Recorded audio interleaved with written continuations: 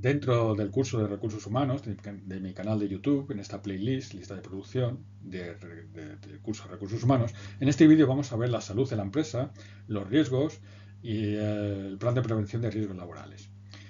Aquí tenemos un pequeño esquema, vamos a ver las obligaciones de la empresa y del trabajador, vamos a ver los factores, los grupos de factores de riesgo.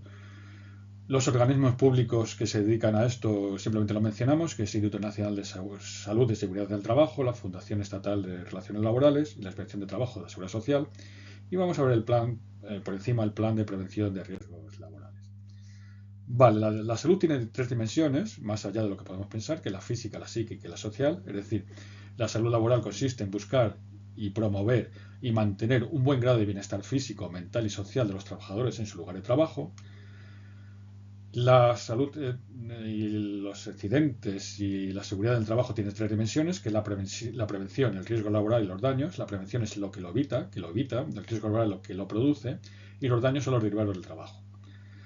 ¿Qué puede producir todo esto? Puede producir enfermedades y accidentes. Intuitivamente sabemos la diferencia. Enfermedad es algo que se va produciendo poco a poco a largo plazo, accidente es algo que se produce en un momento. Mencionar aquí el accidente in itinere. Un accidente in itinere, es una expresión latina que significa en el camino, es exactamente eso. Es decir, un accidente laboral es el que se produce en el lugar de trabajo o en aquel que se lugar de trabajo, hora de trabajo, o aquel que se produce en el camino, de ida o vuelta a casa. Evidentemente, siempre que sea razonable. Es decir, para ir de Madrid a La Coruña no es razonable pasar por Valencia. Entendámonos así. Pero el accidente in itinere, razonable dentro de un horario razonable, del camino razonable, está incluido como accidente laboral según la legislación vigente. Los factores de riesgo son de tres tipos: las condiciones de seguridad, los ambientales y los de carga y organización del trabajo. En las condiciones de seguridad están dos tipos, a su vez estructurales, que es el lugar de trabajo y las condiciones y las instalaciones del lugar del trabajo, y el manejo de equipos, que son tanto las máquinas, las herramientas como los vehículos. ¿No? Existe un peligro de accidente con estas cosas. En los ambientales tenemos los agentes químicos, biológicos y físicos. Hace falta poco explicar que ellos, ¿no? Químicos puede ser un almacén, biológicos puede ser un veterinario, físicos puede ser pues que se te caiga una caja encima. Y los de carga y organización del trabajo, tenemos dentro de la carga de trabajo, tenemos la carga de trabajo, que puede ser el trabajo físico, también posturas, esfuerzos, manipulación de cargas, la ergonomía, simplemente estar sentado, mal sentado, delante de la pantalla. Y puede ser la carga de trabajo mental, la fatiga, ¿no? Muchas horas de trabajo, horas excesivas, te producen fatiga. La fatiga puede llevar a problemas o accidentes o a enfermedades. La organización del trabajo varía tanto según las características del puesto de trabajo, la organización del trabajo y las características individuales, ¿no? Es decir, un puesto de trabajo que puede tener unas características concretas puede llevar a una enfermedad o a un accidente. Cómo se organiza el trabajo también, hay muy importante el jefe de cada uno, el superior jerárquico, cómo organiza el trabajo, puede minimizar o no los riesgos de accidente, de enfermedad, y las características individuales de cada uno, no todos somos iguales. Y en los factores psicosociales está la situación extralaboral, es decir, problemas que tienes fuera del trabajo pero que te llevas al trabajo y que pueden crear también una enfermedad o un accidente. Un tipo de contrato, una relación jerárquica, es decir, yo tengo el mismo contrato que mi compañero y trabajo más en realidad y cobro menos, o al revés, trabajo lo mismo y cobro menos. La relación jerárquica, es decir, como hemos visto en otros vídeos, si hay empatía, si hay buenas maneras, si hay un buen clima laboral. Y también están el mobbing, el estrés, el burnout o acabar quemado, la insatisfacción, son factores psicosociales que son factores de riesgo en el trabajo. ¿Cuáles son las obligaciones del empresario relativas a los riesgos laborales, a las enfermedades y accidentes? Pues son las que marca la ley, así como objetivo general, y más específicamente serían elaborar un plan de prevención con técnicas que incluyan la higiene industrial, la ergonomía, la psicosociología. Ha de informar a los trabajadores de los riesgos y formarles en ellos, es decir, el trabajador debe tener una formación teóricamente sobre riesgos laborales o cómo prevenirlos, cómo actuar en caso de que ocurra algo. Todos sabemos, ¿no?, de que alguien tenga un infarto, tenga un ictus en un momento. Ha de proporcionar equipos de protección, tanto los colectivos como los individuales, que son las EPIs, si hace falta, el equipo de protección individual. Ha de haber medidas de primeros auxilios, básicamente botiquín, a partir de un botiquín, y más arriba.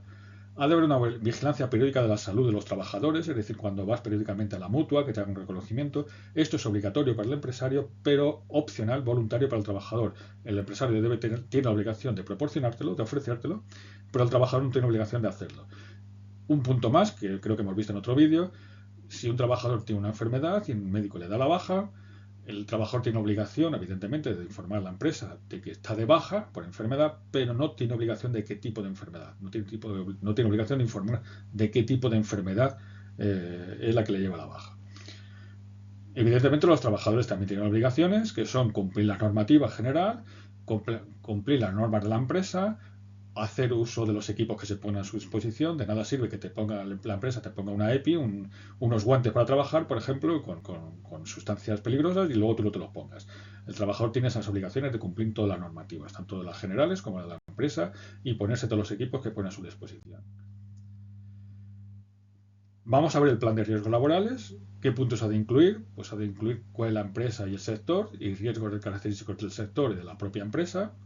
No es lo mismo una empresa de mudanzas que una oficina, por ejemplo. La política preventiva, es decir, estimar la magnitud de los riesgos que no ya se han podido evitar. Otras actividades formativas, como hemos visto, formación e información. Debe formar a sus trabajadores, debe informarles, debe darle medidas de protección individuales y colectivas. Debe tener una atención a colectivos específicos, especialmente sensibles a los riesgos. Hemos visto que los menores, en otro vídeo hemos visto que los menores pueden trabajar desde los 16 años, antes de los 18, pero con unas condiciones especiales. No pueden hacer horas extra, no pueden hacer trabajos peligrosos, etc. Aquí habría que incluirlo. Habría que, por ejemplo, incluir a mujeres en periodo de embarazo, lactancia, a personas con alguna discapacidad, alguna enfermedad crónica. Hay que hacer un plan de actuación de emergencias, elaborar un protocolo, es decir, si ocurre una emergencia, suena la alarma, ¿qué hay que hacer? ¿Dónde va cada uno? ¿Por qué camino va?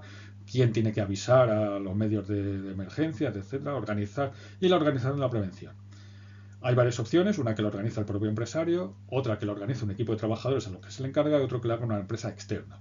Depende del tamaño de la empresa, que sea uno de estos, depende del tamaño de la empresa y depende del peligro de la actividad de la empresa, que hemos visto en el primer punto. Porque la prevención se dirige a evitar que se produzcan los daños, que no se produzcan, y la protección, en caso de que se hayan producido, a minimizarlos. Y entonces tenemos tres niveles: una, identificación de los riesgos, cuáles son los riesgos que se pueden producir, depende de cada tipo de empresa, puede ser una caída, puede ser una inhalación de un gas tóxico, puede ser un problema eléctrico, que se trabaje con ello. La estimación del riesgo, hay que valorar en dos niveles: la probabilidad que tenga, que es la probabilidad baja, media o alta, y las consecuencias, en caso de que ocurra, que sean ligeramente dañinas o extremadamente dañinas. Otro nivel es la valoración del riesgo. El posible riesgo, hay que valorarlo si es trivial, no requiere ninguna actuación; si es tolerable, comprobaciones periódicas; si es moderado, se deben tomar medidas en un plazo determinado para reducir el riesgo. Importante, no se debe comenzar el trabajo hasta que esté bien evaluado y bien establecido y bien prevenido. O intolerable, se prohíbe el trabajo directamente, ¿no? Estos serían los grados de los riesgos, la valoración de los riesgos. Y aquí tenemos una tabla muy esquemática, es decir, muy pequeñita, de un ejemplo de medida preventiva. Esto sería para incluirlo dentro del plan de riesgos laborales, todo lo que hemos visto antes. Es decir, tenemos dos peligros identificados: las pantallas y las caídas a distinto nivel. Por ejemplo, las pantallas. ¿Cuál es la probabilidad de tener problemas con las pantallas? La visión, básicamente, una probabilidad media. ¿Cuáles son las consecuencias? Es dañina. ¿Cuál es la estimación del riesgo? Moderado. Un riesgo moderado, con una consecuencia dañina, con una probabilidad media. ¿Qué acción se requeriría en este caso? Pues instalación de filtros en las pantallas de los ordenadores y revisiones oculares periódicas. ¿Caídas a distinto nivel? Pues tenemos igual la probabilidad, que puede ser alta, las consecuencias extremadamente dañinas, estimación del riesgo intolerable.